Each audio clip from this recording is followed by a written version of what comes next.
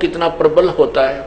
भगवान शिव ने उस पार्वती के कंकाल को, हड्डियों को सीने से लगाया ऐसे, और 10,000 वर्ष तक उनको लिए फिरता रहा जंगल में, इधर उधर, उसको पार्वती समझ के। ऐसे पागलों जैसा हाल हो गया भगवान शिव का। तब कहते हैं भगवान विष्णु ने सुदर्शन चक्कर मार के और पार्वती जी के कंकाल के टुकड़े टुकड़े किए कि जब तक ये टुकड़े टुकड़े नष्ट नहीं होगा शरीर, तब तक भगवान शिव का मोह इससे भंग नहीं होगा।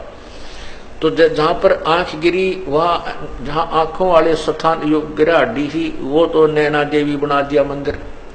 जहां पर धड़ गिरी वहां पर वैष्णो देवी का मंदिर बना दिया। ऐसे ये मंदिरों की स्थापना हुई। अब इसमें काफी सत्संग में बहुत सा निर्णय आपको मिलेगा। अब जैसे नैना देवी का मंदिर क्यों बना, वैष्णो देवी का मंदिर कैसे बना, जहां पर भगवान शिव के, पार्वती जी के जो अस्थियां थी उसका धड़ गिरा था नीचे का हिस्सा, उसको वहीं पर जमीन में गाड़ कर अंतिम संस्कार किया गया और उसके ऊपर एक यादगार बना दी, गुंबद सा बना दिया कि आने वाले समय में ये यादगार बनी रहे कि भगवान शिव की ने ऐसी लीला की थी, पार्वती ऐसे हुआ था, और उसकी यहाँ पर ये धड़ को अंतिम संस्कार किया गया था। जहां नैन पड़ी वहां पर नैना देवी का भी इसी प्रकार यादगार बनाई थी कि आने वाले समय में कहीं न ऐतिहासिक बातों को कोई झुठला ना दे। अब उसकी पूजाएं शुरू होगी। वो एक मात्र यादगार है, वहां पूजा करने से कोई लाभ नहीं होता। अब क्या होता है, अब भगवान शिव का वो मोह भंग हुआ कि तू तो अस्थियां लिया फिर रहा था, ये तो पार्वती नहीं थी। फिर उसके मन में आया कि देख तेरे साथ कैसी समस्या आई कि एक वासना तेरे अंदर, जो काम रूप है, जो काम तेरे अंदर है, वासना है, स्त्री की इच्छा जो है, इसके कारण ही तो मैंने विवाह किया, और विवाह किया तो मेरे साथ धोखा किया, पार्वती ने मेरे से झूठ बोला, पीछे से जाकर उसने सीता का रूप बना। मैं सबसे प्रिय समझता था इसको कि ये मेरे सामने कभी झूठ नहीं बोलती, उसने मुझे धोखा दे दिया। तो क्यों ना ऐसा यत्न करूं कि मैं अपने इस विषय वासनाओं को, अपने रजोगुण को, अपने काम को समाप्त कर दूं, तपस्या करके मुझे भविष्य में स्त्री की आवश्यकता ही ना पड़े। इस उद्देश्य से भगवान शिव ने 88,000 वर्ष तक तपस्या की और कहते हैं कामदेव को नष्ट कर दिया। ये काल बड़ा चाल है, चालबाज है। उसने एक भेज दिया अपना ड्रामा करके, उसने कहा मैं कामदेव हूं, मुझे माफ कर दो, माफ कर दो। भगवान शिव ने उसको अपने त्रिशूल आदि से दृष्टि से नष्ट कर दिया कि मैं तुझे नष्ट कर देता हूं। अब भगवान शिव जी ने सोचा ले कट गया रोग, कामदेव न मर गया, अब तू निश्चिंत हुआ। अब कुछ वर्षों के बाद काल भगवान को याद आई बात। कुछ वर्षों के बाद काल भगवान के मन में आया कि इस प्रकार जैसे आज भगवान इस शिव ने साधना करके और ये मान लिया है कि मैंने अपनी वासनाओं को नष्ट कर दिया, आने वाले समय में इसकी देखा देखी और भी कोई ना कोई ऐसे बैठ जाएंगे, और ये ऐसे बैठने लगे तो तेरा काम बंद हो जाएगा, क्योंकि संतान उत्पत्ति होगी नहीं, तू खाएगा कहां से। इसको ये चिंता और लगी रहती है। उसी समय रिमोट से, क्योंकि 21 ब्रह्मांड के जितने भी प्राणी हैं और जिनके हेड, जो हेड ऑफ द डिपार्टमेंट्स हैं, उन सब के रिमोट इसके हाथ में।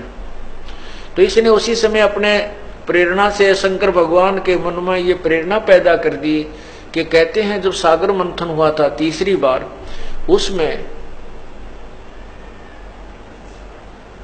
एक अमृत का कलश निकला था, एक मदिरा का कलश निकला था।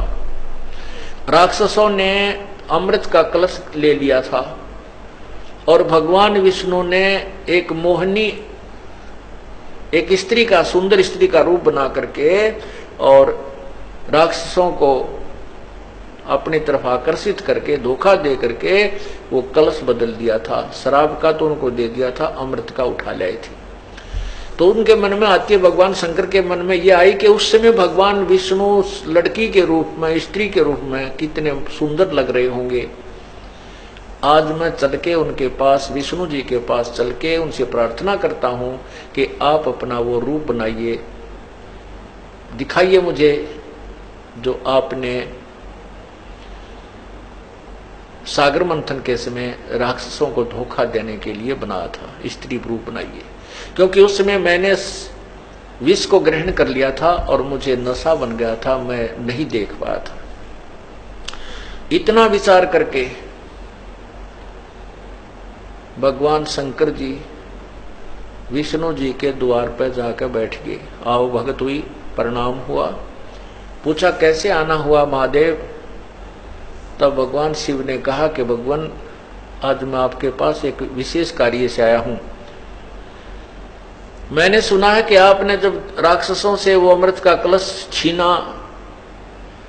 वापस लिया और मदिरा का उनको दिया, तो आपने स्त्री रूप बनाया था और मैं उसको देख नहीं सका क्योंकि मैंने वो विष ग्रहण कर लिया था।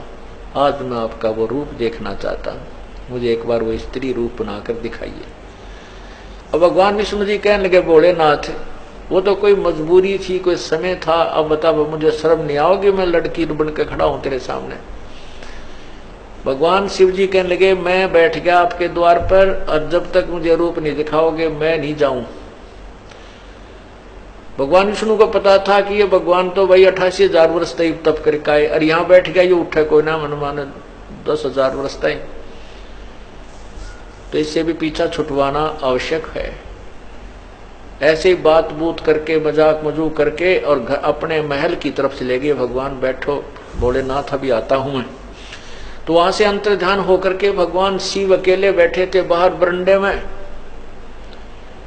और सामने बहुत सुंदर बाग था, वन था। थोड़ी सी दूरी पर भगवान विष्णु ने सुंदर लड़की का रूप बनाया, अर्धनग्न शरीर उसका, और भगवान शिव ने इधर देखा, कोई नहीं देख रहा तो उठकर चल भाग लिए उस लड़की के पीछे। और भगवान शिव जी और विष्णु जी जो स्त्री रूप में था वो थोड़ा सा और माड़ी सी स्पीड पकड़ के आगे को चलने लगे। आखिर में भगवान शिव ने दौड़ के उसका हाथ पकड़ दिया। तब तक भगवान शिव की बहुत बुरी हालत हो चुकी थी, जो यहाँ वर्णन भी नहीं की जा सकती, उनके इतिहास में लिखा है। उसी समय भगवान विष्णु जी ने अपने विष्णु रूप बना लिया।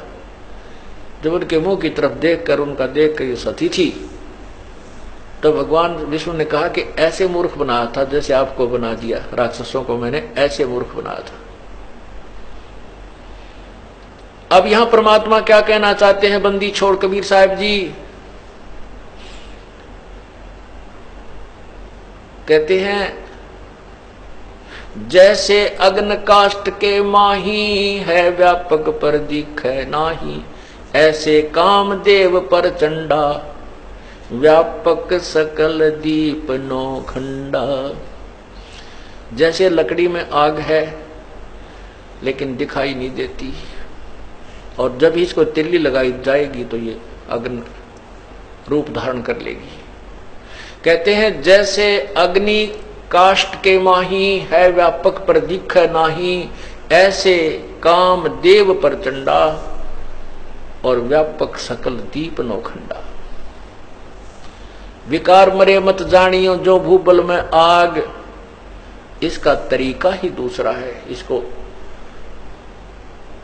विकारों को नष्ट करने का जो काम, क्रोध, मोह, लोभ, अहंकार रूपी शब्द, स्पर्श, रूप, रसगंध आदि हैं, इनको नष्ट किसी हठ योग या क्रिया से नहीं किया जा सकता। इससे तो ये सिर्फ एक कुछ समय के लिए ऐसा लगेगा जैसे भूबल में आग होगी हो, ऊपर राख ठंडी हो जाती है लेकिन अंदर ज्यों की तो विद्यमान रहती है। इसका तरीका है ज्ञान प्रथम, ज्ञान के बाद फिर सिमरण, जो श्वास का सिमरण है, इन विकारों को